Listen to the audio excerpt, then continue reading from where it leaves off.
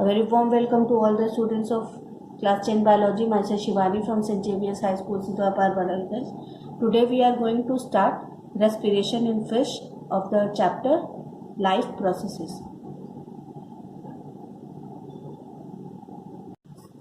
So we already know that we have studied that how the organism respires, and which we have discussed that fish respires by the gills. Fish gills have a gill arch to which gill filaments are attached. Gill filaments are made up of plate-like structures called gill lamella, which have a rich supply of blood capillaries. तो हम लोगों ने पहले ही पढ़ा था कि जितने भी मल्टी सेलुलर ऑर्गेनिजम्स हैं उन्होंने एक वेल डेवलप्ड सर्कुलेटरी सिस्टम उनके बॉडी के अंदर प्रेजेंट है, और ये सर्कुलेटरी सिस्टम क्या है? ब्लड, क्योंकि ब्लड के थ्रू ही जो रेस्पिरेटरी पिगमेंट्स होते हैं, चाहे वो CO2 हो या O2, ये उसी के थ्रू ट्रैवल करते हैं। तो जो गिल्स होते हैं फिशेस के, उसके अंदर एक स्ट्रक्चर होता है, गिल आर्क कहते हैं जिसको, जिससे कि गिल फिलामेंट्स जो है वो जाके अटैच होते हैं। और ये गिल फिलामेंट्स जैसे प्लेट लाइक स्ट्रक्चर्स होते हैं उसको अटैच करके बनाते हैं, जिसको कहते हैं गिल लैमेला। और इसके पास ब्लड कैपिलरीज के थ्रू बहुत ही रिच सप्लाई होती है ब्लड की। Gill filament and lamella provide a large surface area for the exchange of O2 and CO2। जब हम लोग रेस्पिरेशन का पढ़ रहे थे तो हम लोग में ये भी देखा था कि इन सब चीज़ों के होने का फ़ायदा क्या है। फ़ायदा ये है कि ये सारी चीज़ें जैसे गिल फिलामेंट्स है, लैमेला है, इनकी वजह से जो गैशियस एक्सचेंज का जो सरफेस एरिया होता है वो इंक्रीज हो जाता है। The fish take dissolve oxygen from water through its mouth and send it to the gills. तो हम लोग को पता है कि मोस्ट ऑफ द जो एक्वेटिक ऑर्गेनिजम्स होते हैं वो लोग जो वाटर के अंदर ऑक्सीजन डिजॉल्व होता है वो उसको लेके रेस्पिरेशन के लिए यूज़ करते हैं। तो फिश भी ये वाटर के अंदर का डिजॉल्व ऑक्सीजन यूज़ करती है रेस्पिरेशन के लिए, और माउथ से जब ऑक्सीजन लेके वो किसको पास करती है? गिल्स को। When water passes through gills, blood capillaries in gill lamellae extract dissolved oxygen from water and then water goes out through the gill slits. तो जैसे ही वाटर जो है वो गिल से पास होता है तो जो भी ब्लड कैपिलरीज होती हैं गिल लैमेला के अंदर, वो क्या करते हैं? उस डिजॉल्व ऑक्सीजन को वाटर से एक्सट्रैक्ट कर लेते हैं, यानी निकाल लेते हैं, और जो बचा हुआ वाटर है वो गिल स्लिट्स के थ्रू ही बाहर चला जाता है। The extracted oxygen is absorbed by the blood and CO2 produced is brought back by the blood into the gills for expelling into the surrounding water. तो ये जो ऑक्सीजन एक्सट्रैक्ट किया है गिल लैमेले ने, ये क्या होता है? ये ब्लड इसको एब्जॉर्व करता है, और जो CO2 प्रोड्यूस होता है सेल से वो क्या होता है? वो ब्लड के थ्रू ही गिल्स के पास आता है और गिल्स के थ्रू एनवायरमेंट में एक्सपेल कर दिया जाता है। तो ये फिश का ये डायग्राम है, ये माउथ से वाटर जा रहा है और ये है गिल आर्क और ये है Gill filaments.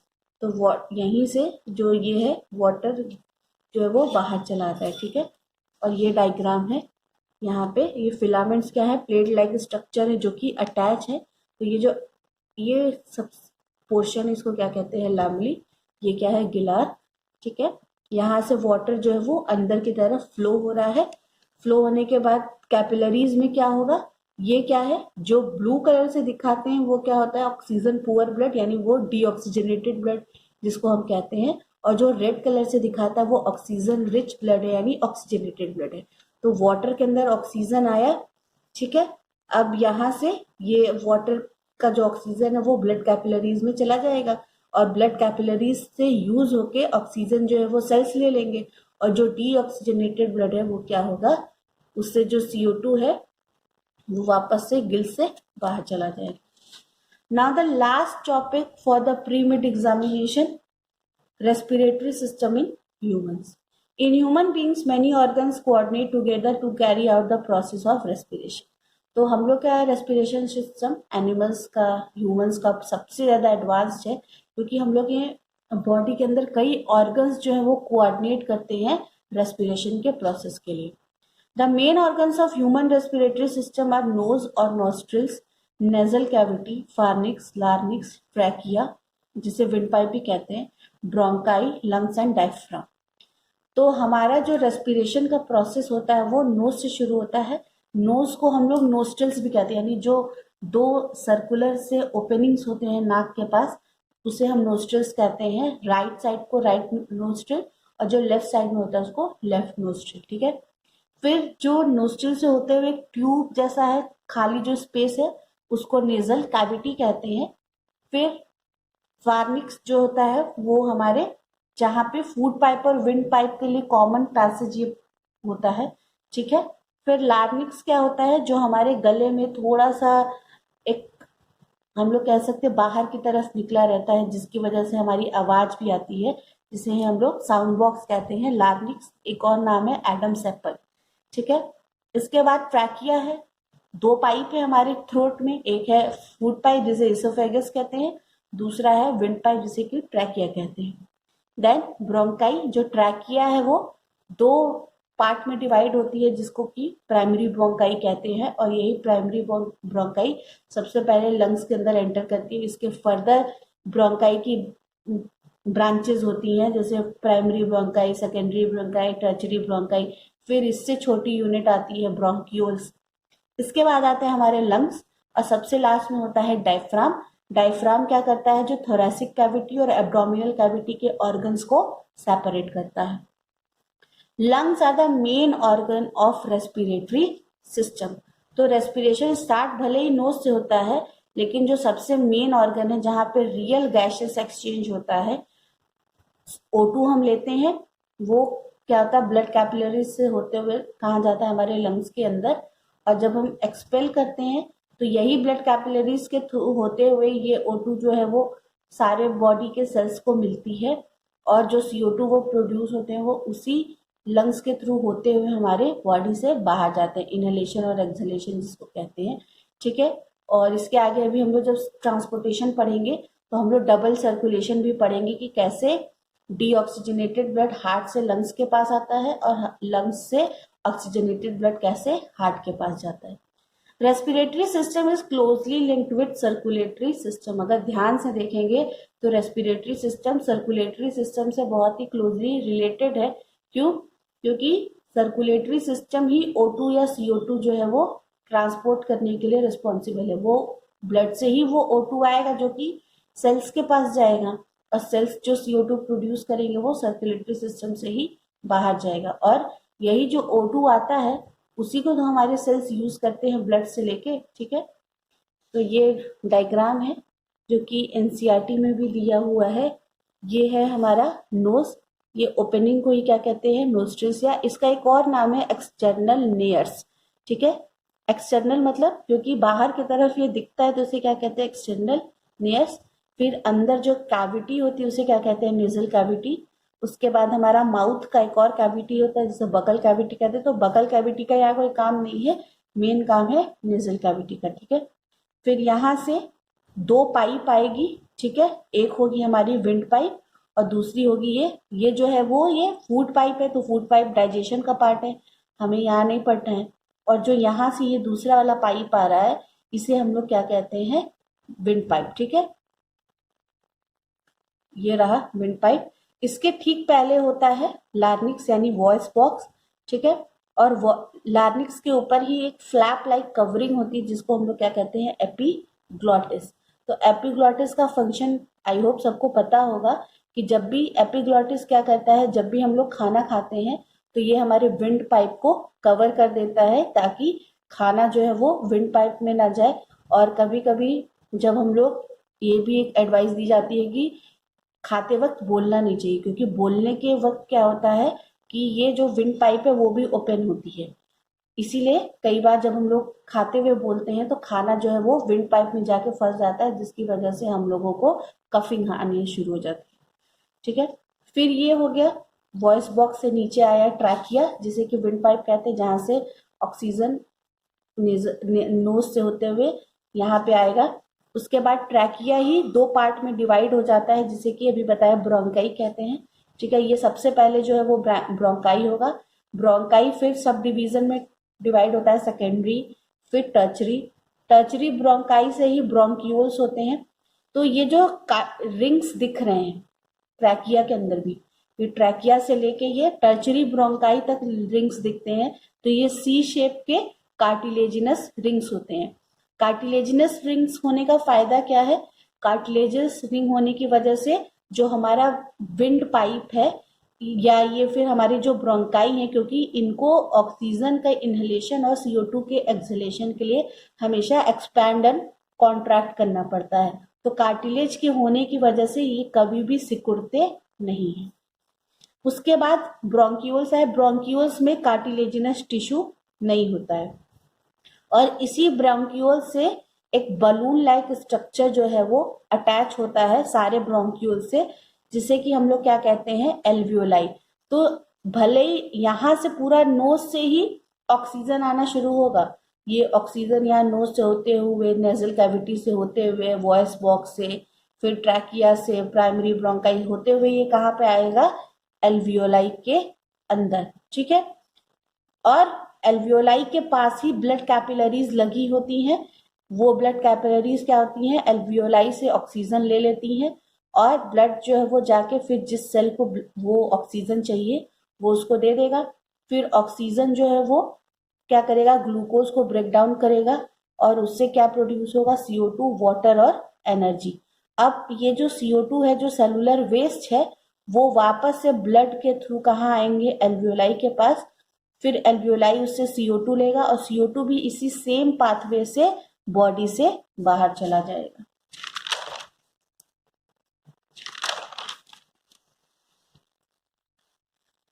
Features of the human respiratory system. The energy is generated by the breakdown of glucose molecules in all living cells of the human body.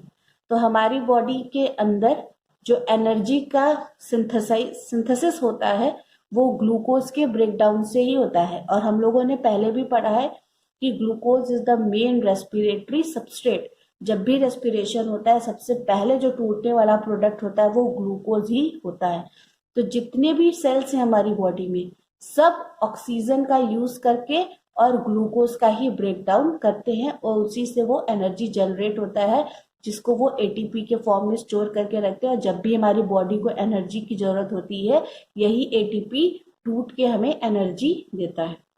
O2 is inhaled and is transported to various parts and are used in the process of burning food particles at the cellular level in a series of chemical reactions. जो inhalation और exhalation I hope clear होगा। Inhalation मतलब क्या होता है? जब हम oxygen को अपनी बॉडी के अंदर लेते हैं यानी सांस लेना, और एक्सहेलेशन मतलब होता है सांस को छोड़ना। तो जैसे ही सांस लेंगे ऑक्सीजन जो है वो क्या होगा? बॉडी के वेरियस पार्ट्स में जाएगा ब्लड के थ्रू और ये क्या करता है? फूड को ब्रेक डाउन करने के काम में आता है। क्योंकि ये काम सेल के अंदर होता है, सीरीज ऑफ केमिकल रिएक्शंस, जैसे कि हम लोग ग्लाइकोलिसिस पढ़ेंगे, क्रेब्स साइकिल पढ़ेंगे, इलेक्ट्रॉन ट्रांसपोर्ट चेन पढ़ेंगे, लेकिन ये क्लास 11th में है। हम लोग को अभी सिर्फ ग्लाइकोलिसिस पढ़ना है कि ग्लाइकोलिसिस जो कि साइटोप्लाज्म में होता है, इसके आगे के सारे प्रोसेस, चाहे वो क्रेब्स साइकिल हो, चाहे वो सिट्रिक एसिड साइकिल हो, चाहे वो इलेक्ट्रॉन ट्रांसपोर्ट चेन हो, ये सब के सब माइटोकॉन्ड्रिया में होते हैं। ठीक है। इसीलिए ये सारे प्रोसेसेस जो है वो कभी भी लोअर ऑर्गेनिज्म में नहीं होंगे, बैक्टीरिया के अंदर नहीं होंगे, क्योंकि बैक्टीरिया के अंदर माइटोकॉन्ड्रिया नहीं होता है। उसके पास क्या होता है? सिर्फ और सिर्फ साइटोप्लाज्म है और कोई मेम्ब्रेन बाउंड ऑर्गेनेली नहीं है वहां पे। इसीलिए ग्लाइकोलिसिस जो है वो सारे लिविंग ऑर्गेनिजम्स के लिए कॉमन है। रेस्ट ऑफ द प्रोसेस क्योंकि पर्टिकुलर ऑर्गेनेली में होते हैं इसीलिए सिर्फ हायर ऑर्गेनिजम्स में होते हैं। The obtained glucose molecules are used for discharging energy in the form of ATP, यानी यही ग्लूकोज मॉलिक्यूल से ब्रेक डाउन होकर एनर्जी ATP के फॉर्म में स्टोर होता है और जब भी बॉडी को एनर्जी की रिक्वायरमेंट होती है ये ATP उस रिक्वायरमेंट को फुलफिल करता है। Respiratory system parts and functions. तो अभी तक हम लोगों ने जितना रेस्पिरेटरी सिस्टम के ऑर्गन्स के बारे में पढ़ा, वन बाय वन उसको डिस्कस करेंगे। Nose, couple of exterior nostrils, tiny hair follicles covering the interior lining of nostrils acts as the body's first line of defense against foreign pathogen। तो हमारे नाक के बाहर दो छेद होती है, एक राइट नोस्ट्रिल हो गई, एक लेफ्ट नोस्ट्रिल हो गई। इसके अलावा अगर आप ध्यान से देखेंगे तो नोस्ट्रिल्स के पास हेयर फॉलिकल्स प्रेजेंट होते हैं। तो ये हेयर फॉलिकल्स क्या होते हैं? ये बॉडी के फर्स्ट लाइन ऑफ डिफेंस का काम करते हैं। जैसे आर्मी है ना, आर्मी क्या करती है? सिक्योरिटी का काम करती है। तो एक आर्मी होगी जो बॉर्डर के पास होती है, फिर थोड़ा दूर पे एक सेकेंड लाइन ऑफ डिफेंस होगी, तो ये जो हेयर फॉलिकल्स हैं ये बॉडी के फर्स्ट लाइन ऑफ डिफेंस होते हैं, इसीलिए नाक के अंदर कभी कभी कोई डस्ट पार्टिकल या कोई भी पैथोजन जाता है तो तुरंत हमें स्नीज यानी छींक आती है। Second one is larynx, situated at the point of joining the pharynx and trachea, also termed as Adam apples or the voice box, rises and falls during swallowing of food particles, generates sound as air passes through the hollow in the middle. लार्निक्स क्या होता है? जहां हम फार्निक्स और trachea के joint पे ये present होता है, इसको एडम्स एप्पल भी कहते हैं या वॉइस बॉक्स। जब भी हम लोग फूड को स्वॉलो करते हैं तो आप देखेंगे कि ये एक्सपैंड होता है और जैसे ही फूड हम लोग स्वॉलो कर लेते हैं ये कॉन्ट्रैक्ट हो जाता है, ठीक है। इसके अलावा ये साउंड भी प्रोड्यूस करता है क्योंकि साउंड बॉक्स से ही एयर जो है वो पास होता है। Pharynx common path for both air and food, यानी कि ईसोफेगस और ट्रैकिया के लिए ये कॉमन पाथवे है pharynx. Prevents the entry of food particles into wind pipe. तो फार्निक्स क्या करता है? जब भी हम लोग खाना खाते हैं तो ये फूड पार्टिकल जो है वो विंड पाइप में ना घुस जाए, तो ये एपिग्लॉटिस से उसको कवर कर देता है। Epiglottis and elastic cartilage serves as a switch between the larynx and the oesophagus by allowing the passage of air into the airway to the lungs and food in the gastrointestinal tract. अगर आप अपनी टंग को बाहर निकाल के देखेंगे तो आपको एक रेड कलर का स्किन टाइप का चीज दिखेगा टंग से अटैच हुआ, ये क्या होता है? एपिग्लॉटिस इसी को कहते हैं। एक इलास्टिक कार्टिलेज होता है जो कि एक स्विच का काम करता है। कभी ये लार्निक्स को बंद करेगा ताकि जो फूड है वो फूड पाइप में जाए और जो एयर है वो कहाँ जाए? विंड पाइप में, ठीक है। ट्रैकिया और wind pipe rises below the larynx and move down to the neck. Larynx से होते हुए कहाँ तक जाता है? नेक तक। Walls have C shaped cartilaginous ring. तो ये जो सी होता है ये इनकम्प्लीट सी होता है, यानी ऐसा दिखता है, ऐसा। ये जो है ये सर्कल जो है वो कंप्लीट नहीं होता, ये ऐसा आधा रिंग होता है, ऐसा। इसी तरह से ये कंटिन्यूअस चलता रहता है, ठीक है। और कार्टिलेजिनस रिंग्स होने का फायदा क्या है? ये ट्रैकिया को हार्डनेस देता है। Further x tends and split into true bronchi, one for each lung. तो यही ट्रैकिया जो है फर्दर ब्रोंकाई में स्प्लिट होता है और एक राइट ब्रोंकाई एक में और एक लेफ्ट ब्रोंकाई, एक एक लंग के लिए एक एक ब्रोंकाई है। ब्रोंकाई क्या होती है? Trachea splits into two tubes which enter each lung individually termed as bronchi. यानी ट्रैकिया दो भागों में टूटती है एक एक लंग्स के लिए। It divides into secondary, tertiary and two bronchioles, which is again further divided into small air sacs called the alveoli. तो ब्रोंकाई किसमें टूटती है? प्राइमरी, सेकेंडरी, टर्चरी में। और फर्दर ये ब्रोंकाई का सब डिवीजन है ब्रोंक्यूल्स, जिससे स्मॉल सैक लाइक यानी बलून लाइक स्ट्रक्चर जो है वो अटैच होते हैं, जिनको एल्वियोलाई कहते हैं। Alveoli enables the exchange of O2 and CO2 molecules into or away from the bloodstream. तो अभी पहले ही बता दिया था कि एल्वियोलाई से ही ब्लड कैपिलरीज लगे हुए होते हैं, जो कि जैसे ही एल्वियोलाई में O2 आएगा तुरंत वो ब्लड कैपिलरीज से O2 ले लेंगे और सेल्स तक पहुंचा देंगे, और सेल्स से जो CO2 निकलेगा वो वापस से एल्वियोलाई से होते हुए नोज से बाहर निकाल देंगे। Lungs chief centre of the respiration in humans and other vertebrates. जितने भी वर्टिब्रेट्स होते हैं इंक्लूडिंग ह्यूमंस, इनके अंदर लंग्स जो है वो रेस्पिरेशन के चीफ सेंटर होते हैं। Located in the thoracic cavity of the chest near the backbone and on either side of the heart. तो लंग्स कहाँ पे होते हैं? अगर आप देखेंगे तो यहाँ पे ये डायग्राम पहले देख लीजिए। ये ह्यूमन बॉडी है। ह्यूमन बॉडी का ये जो अपर पार्ट है ये क्या है? Thoracic cavity. नीचे वाला क्या है? Abdominal cavity. इसी थोरेसिक कैविटी में हम लोग को पता है रिबकेज होते हैं, 12 पेयर्स के जो रिब बोन्स होते हैं, उन्हीं के बीच में हमारा लंग्स सिचुएटेड होता है। और लंग्स के बीचों बीच में जो हमारा हार्ट है वो प्रेजेंट होता है, slightly tilted toward the left side. Heart left side में नहीं होता है, बस लेफ्ट साइड की तरफ टिल्टेड हुआ होता है, झुका हुआ होता है, इसीलिए हार्ट बीट जो है वो लेफ्ट साइड में फील होती है। और जो मसल्स जो है, जो एब्डोमिनल कैविटी और थोरैसिक कैविटी को सेपरेट करते हैं, इसे क्या कहते हैं? डायफ्राम।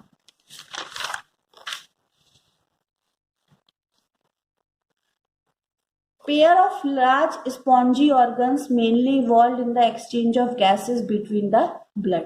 तो लंग्स क्या है? स्पॉन्जी ऑर्गन है। जैसे बलून होता है ना, तो बलून के अंदर अगर आप हवा भरिए तो फूल जाता है, फिर हवा निकाल दीजिए तो पिचक जाएगा। उसी तरह लंग्स जो है इनहलेशन के टाइम पे क्या होंगे? एक्सपैंड करेंगे, और जैसे ही O2 निकल जाएगा तो क्या कर देंगे? कॉन्ट्रैक्ट हो जाएंगे। ठीक है, तो मेनली किस में इन्वॉल्व होते हैं? एक्सचेंज ऑफ गैसेस में। O2 लेंगे, फिर CO2 को रिलीज करेंगे बाहर, जो भी सेल से आएगा, between the blood and the air. ठीक है, एयर से O2 लेंगे, ब्लड को देंगे, फिर ब्लड से CO2 लेंगे, बाहर एटमॉस्फेयर में रिलीज कर देंगे। Compare to the left lung, the right lung is quite bigger and heavier. अगर लेफ्ट लंग की बात किया जाए तो लेफ्ट लंग के ही साइड में हार्ट प्रेजेंट होता है। ठीक है, इसीलिए लेफ्ट लंग का जो साइज होता है वो राइट लंग से छोटा होता है, और राइट लंग जो है वो लेफ्ट लंग से थोड़ा भारी भी होता है। Lungs also have blood vessels that are the branches of the pulmonary artery and veins। तो lungs के पास blood vessels भी होते हैं, जो कि pulmonary artery और veins के branches से लगे हुए होते हैं। Each lung is enclosed by two membranes called the outer membrane and the inner pleural membrane। It reduces friction on the lung surface। तो ये जो lung है, lung के बाहर एक कवरिंग प्रेजेंट होती है ऐसे। ठीक है, और इसके बीच में एक फ्लूइड भरा होता है। तो ये जो अंदर वाला होता है इसको क्या बोलते हैं? Inner membrane. जो आउटर होता है बाहर की तरफ उसे होते हैं बोलते हैं आउटर मेम्ब्रेन। ओवरऑल में से क्या बोलते हैं? Pleural membrane. और इसके बीच में जो फ्लूइड भरा होता है उसे क्या कहते हैं? Pleural fluid. ठीक है, तो ये प्लूरल फ्लूइड होने की वजह से जो लंग्स होते हैं, जब वो एक्सपैंड और कॉन्ट्रैक्ट करते हैं और थोरैसिक कैविटी से वो टकराते हैं, तो वो अगर ऐसे लगातार टकराएंगे तो क्या होगा?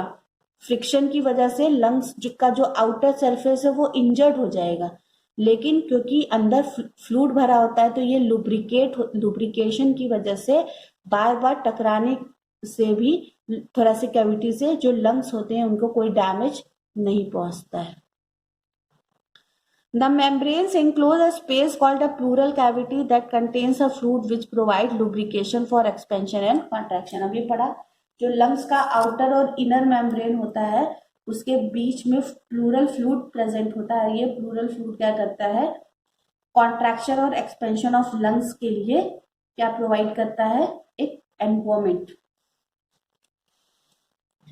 The chest wall is made up of 12 pairs of ribs and the intercostal muscles that are attached to the ribs। यानी कि जो 12 pairs of ribs होते हैं, जो रिब केज बनाते हैं, वहां पे इंटरकोस्टल मसल्स भी प्रेजेंट होते हैं जो कि रिब्स से अटैच होते हैं। ये सारी चीजें 11th की हैं, अभी बहुत ज्यादा डिटेल पढ़ने की जरूरत नहीं है। Diaphragm is present below the lungs and separate the thoracic cavity from the abdominal cavity. अभी बताया। The pulmonary artery from the heart containing impure blood enters the lungs and branches into minute capillaries which surround the alveoli। तो heart से pulmonary artery होती है, जो कि जो impure blood होता है, डीऑक्सीजनेटेड ब्लड होता है, वो पल्मोनरी आर्टरी वो डीऑक्सीजनेटेड ब्लड के लेके लंग्स के अंदर एंटर करती है। ठीक है, और जैसे ही लंग्स के अंदर एंटर करती है वो बहुत छोटे छोटे माइन्यूट कैपिलरीज में डिवाइड हो जाती है, जो कि एल्वियोलाई के आसपास प्रेजेंट होती हैं। These then join together to form the pulmonary vein which carries the purified blood back to the heart। और उसके बाद क्या होती है? छोटी छोटी माइन्यूट जो कैपिलरीज होती है ज्वाइन करके क्या बनाती है? पल्मोनरी वीन, जो कि वापस से जो जो लंग्स जो होता है, जो डीऑक्सीजनेटेड ब्लड को एयर से लिया हुआ ऑक्सीजन जब वो उसके अंदर ऐड कर देता है तो वापस से ब्लड जो है वो ऑक्सीजनेटेड हो जाता है, और पल्मोनरी वीन से होते हुए ये ऑक्सीजनेटेड ब्लड वापस कहाँ चला जाता है? लंग्स में। तो अगर ये देखेंगे तो ये जो एल्वियोलाई है, ये एल्वियोलाई के पास ऐसे जो है होती हैं, ये ब्लड कैपिलरीज होती हैं, ठीक है। तो ये O2 जो है वो एल्वियोलाई के अंदर आता है और यहाँ से ये ब्लड कैपिलरीज में चला जाएगा, ठीक है। ये ब्लड कैपिलरीज होंगी हमारी,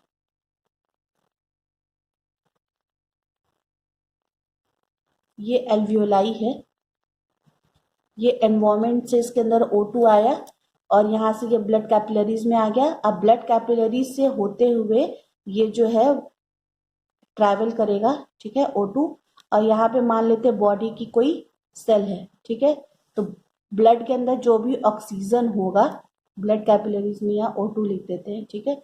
जो भी ऑक्सीजन होगा वो ये सेल जो है वो ले लेगा, ठीक है। ऑक्सीजन लेगा प्लस ग्लूकोज, ये इसको ब्रेक डाउन करेगा, सेल के अंदर ही ये प्रोसेस होगा। यहाँ पे मैंने थोड़ा छोटा सेल बना दिया है इसीलिए मैं बाहर लिख दे रही हूँ, लेकिन ऑक्सीजन प्लस ग्लूकोज का ब्रेकडाउन सेल के अंदर ही होगा।